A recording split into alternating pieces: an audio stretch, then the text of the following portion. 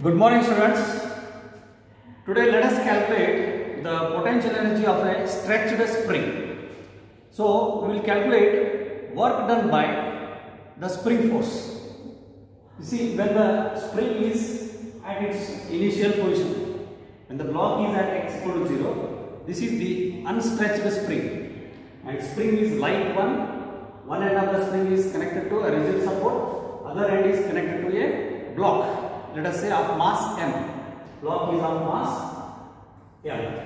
And when this spring is stretched,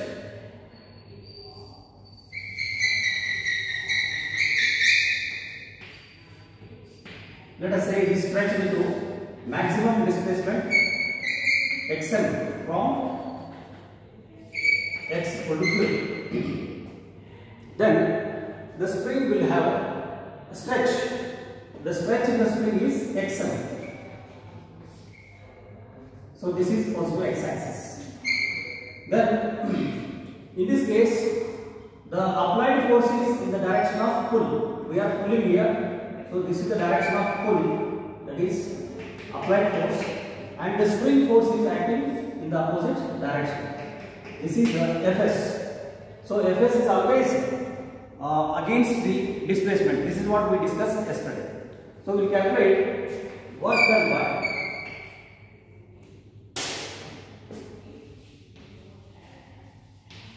spring force. Work done by spring force when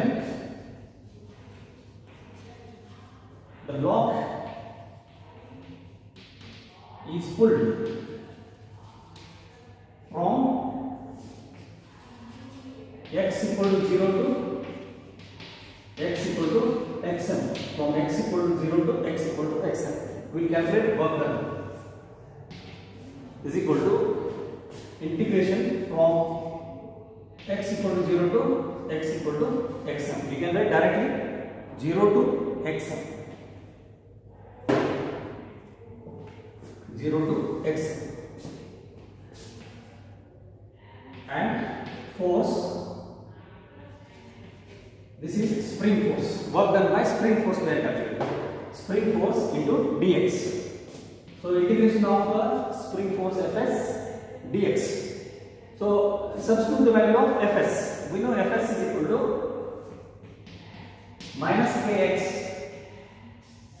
This is what we discussed yesterday, where k is the spring constant. Right? Now if you substitute this, it becomes kx minus kx 0 to xm. Take out this minus k being constant dx. Okay. Minus k if you take out, it becomes x dx between 0 to xm. And how to integrate this? I have told we have to apply the formula of integration. We know that integration of x raised to n dx is equal to, here n value is 1. You can write x dx as x raised to 1 dx. X raised to 1 dx. So it becomes x raised to n plus 1 divided by n plus 1. N plus 1 divided by n plus 1. Now put the value n is equal to 1. If you put n equal to 1, then what happens? It becomes x raised to 1 plus 1 divided by 1 plus 1. Therefore, integration of x dx can be written as integration of x raised to 1 dx is equal to x raised to 1 plus 1 divided by 1 plus 1. So it becomes x square by 2. So the answer is x square by 2. So this result we are using here. Thus, Ws is equal to minus k as it is into integration of x raised to 1 dx 0 to xm gives raised to minus k into x raised to 1 plus 1 2 divided by 2. So this is the result. But this is a definite integral between the limit 0 and xm. So we have to write box square bracket with lower limit 0, upper limit x. Now substitute the upper limit first.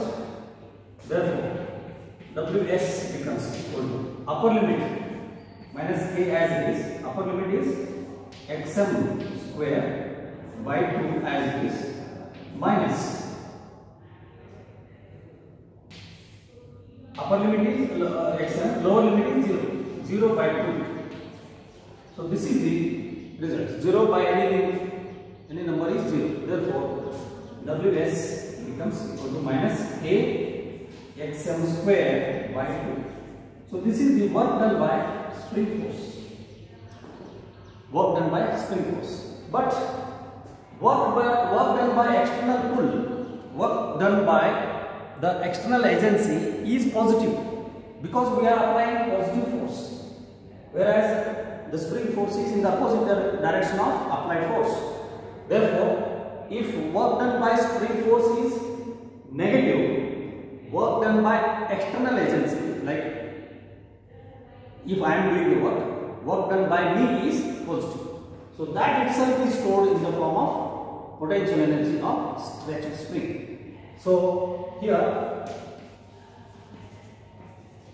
work done by the external force is positive, that is W is equal to plus kxm square by 2. So this itself is spring potential energy. Spring potential energy. Spring potential energy. In the same way, we can derive even for spring being compressed. When this spring is compressed further inwards by negative displacement minus xm, then spring force becomes positive. Displacement is negative, spring force becomes positive. In that case, again, work done by the spring force, work done by spring force becomes negative again, minus kxm square by 2. But work done by external agency is positive.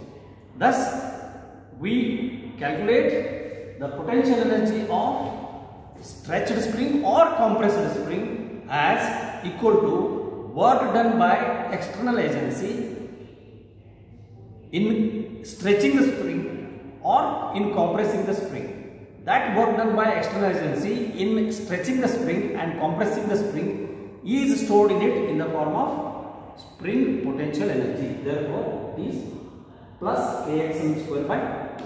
You can try this by compressing through a negative displacement minus xm. Diagram will be, this block will be compressed to minus xm. Then Fs will be towards mean position. Fs will be always towards mean position. It is now towards right side. Fs will be positive. Then displacement is negative. Displacement is negative. So if you again carry out the same integration, you will get minus kxm square by 2. Thus, spring potential energy is plus kxm square by 2. This is how we calculate the spring potential energy. The same spring potential energy can be obtained by graphical method. Let us see how easy, how comfortable is the derivation of potential energy using a graph.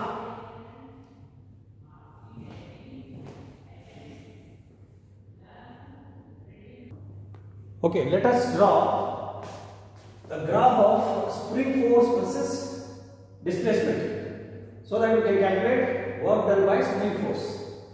Graph of spring force versus displacement. We know spring force Fs is equal to minus kx. Fs is equal to minus kx. So when you draw the graph, definitely Fs is directly proportional to negative of displacement. So graph will be straight line graph. So well, it is extended, when the spring is extended from 0 to xm, let us take this value to be maximum displacement xm. Then when the spring is at 0, Means when there is no extension, the spring force is 0. When it is extended to about xm, the spring force, let us take maximum spring force here. So this will be the point. Let us take this point as maximum spring force. Now if you draw the graph, you will get a straight line. Graph is going to be straight line.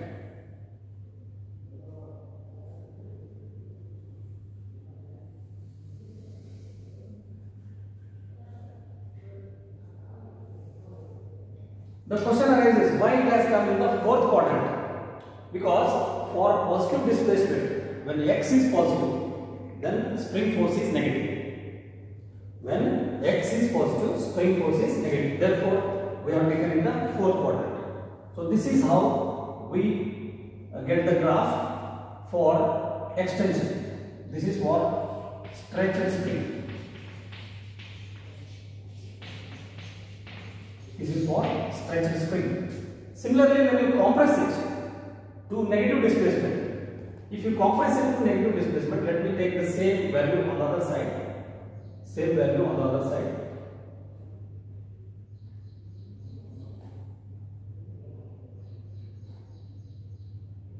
So this is minus xm here. So when we compress it, then the displacement becomes negative. When the displacement is negative, spring force becomes positive. So when you compress it, the spring force becomes positive. Let me take the spring force. Exactly, it will be a linear graph. So I will take in this fashion. Somewhere here, you are going to get the point. And this point, if you join from 0, so this will be the graph. This is the graph. So here Fs is less than 0 when x is greater than 0.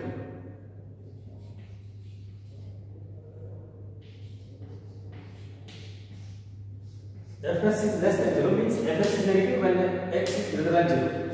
Here Fs is positive. Fs is positive when x is negative, when x is less than 0. Okay. Now we know the procedure how to calculate the work done by variable force. Since spring force is a variable force, then using the knowledge, work done by variable force is equal to area under force versus displacement graph. Force versus displacement graph. This is how we started. So this knowledge we are applying here. So area under this straight line graph, look at this. Join this. So we will get a triangle. Call this OAB. So area of the triangle we will calculate. Area of the triangle OAB. So area of triangle OAB. If we calculate this area under the triangle, area of the triangle OAB, that itself gives us work done by spring force. So this is the area that we are required to calculate. So here the variable force is spring force. So area of triangle OAB, half into base is OB, into height is AB. Height is AB. Now just substitute. So OB, half, OB is, look at this, XM. OB is XM and corresponding force is Fs. Fs is minus KXM. Minus KXM. Because your ABB is Fs, which is equal to minus KXM. This is what we have substituted. So simplifying this, we get half KXM square and negative is there. So this becomes work done by variable force, that is spring force. This is in case of stretched spring. In the same way, we can calculate what is the area of this particular triangle when the spring is compressed. This is for stretched spring and this one is for compressed spring. For compressed spring. So just calculate area under this compressed spring. So area under the compressed spring is calculated as, you just call this one as OCD. Area of the triangle OCD. That gives us the work done by spring force during compression. So this is in case of stretched spring. In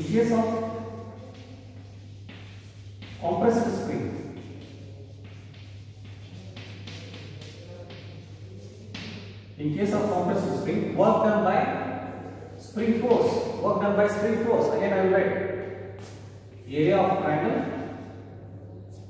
OCD.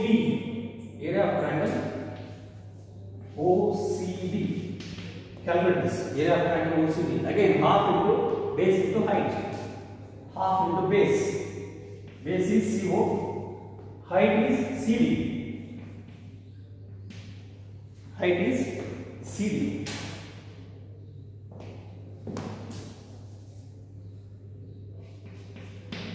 Here CO is minus XM.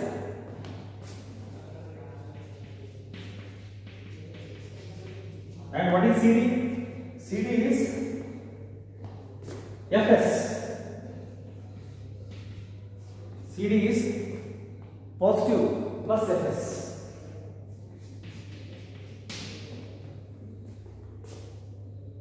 So if you substitute this, so Fs is Kx now, so that becomes half into CO. CO is minus Xm and CD is Kxm. Now the spring force is positive. The earlier spring force was negative. I think you got the point. When it is stretched, the spring force is towards the mean position, towards negative x direction. When the spring is compressed, the spring force is towards mean position along positive x axis. Therefore, spring force is positive here. So that becomes plus kx. So again, if you calculate, Ws plus becomes half into minus half into kxm square. Minus half into kxm square. So either we can use integration method or we can use the graphical method. Both are giving us the same result. Minus kxm square by 2. Minus kxm square by 2 is the work done by the spring force. So spring potential energy, therefore spring potential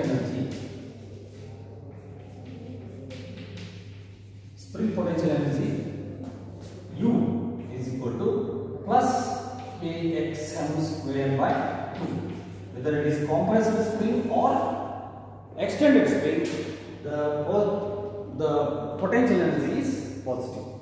So it is positive plus kxm square by 2 because it is the work done by the external agency. So thus it becomes positive value. This is how we derive by two methods, one by integration method and the other one by the graphical method.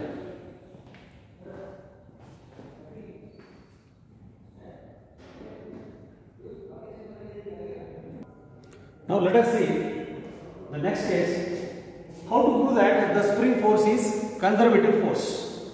Let us see the same spring which is taken on horizontal surface along x-axis. Now the spring is pulled. During this pull we are considering two positions. let us say this is one position, initial position xi, and this is final position xf. During the pull itself, we are considering two positions. Already it is being stretched. During the stretch, we are considering two positions, xi and xf. xf is the final position, xi is the initial position. Then during this extension, what is the work done by the spring force between the positions xi and xf? Let us calculate. So here in this case, the Fs is always towards mean position. It is always negative. Now let us calculate work done by spring force in stretching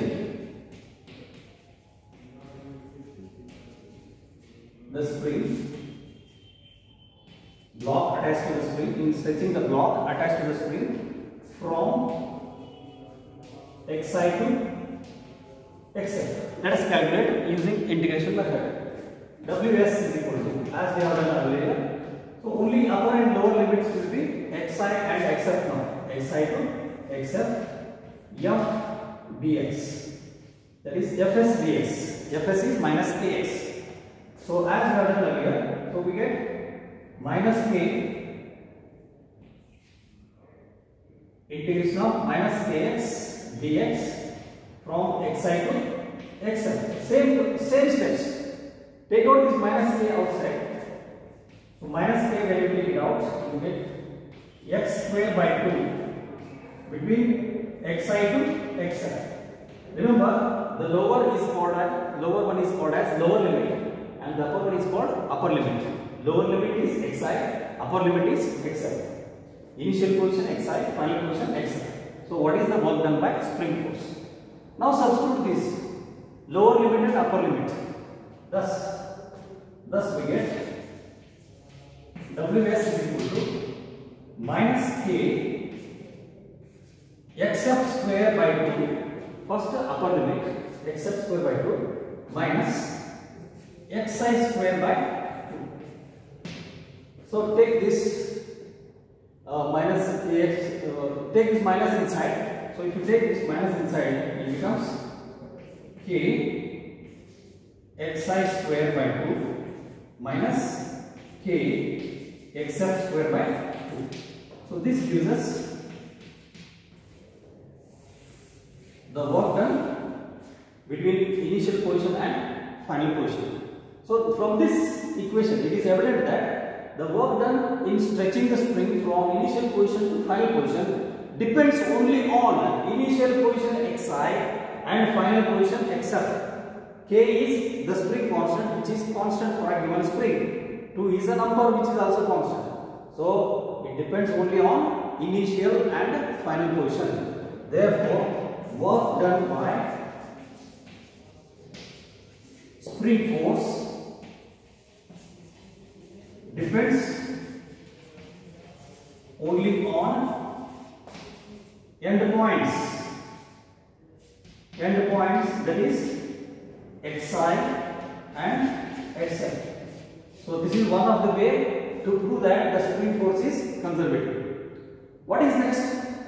Suppose the spring is stretched from xi to xf and then released from xf back to xi. I think you got the point. What is the work done in stretching the spring from xi to xf and bringing it back from xf to xi? Total work done in a cyclic process. Second one, this is first. Work done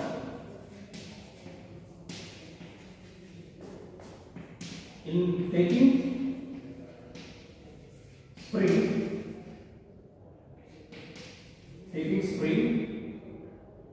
from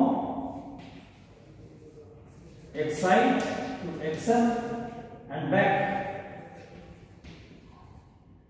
back to xi. Means you are taking the spring from xi back to xi to xf and then from xf to xi. So it is a cyclic process. So if you calculate again in the same manner, integration from xi to xi, initial position is also xi, final position is also xi to xf, xf to xi, final position is also xi. Minus kx dx. So if you work it out again, are you not going to get 0? So xi square by 2 minus kxi square by 2. So thus we are getting kxi square by 2 minus kxi square by 2. So thus we get work done by the spring force in the cyclic process is 0. So second point to conclude is that work done by the spring force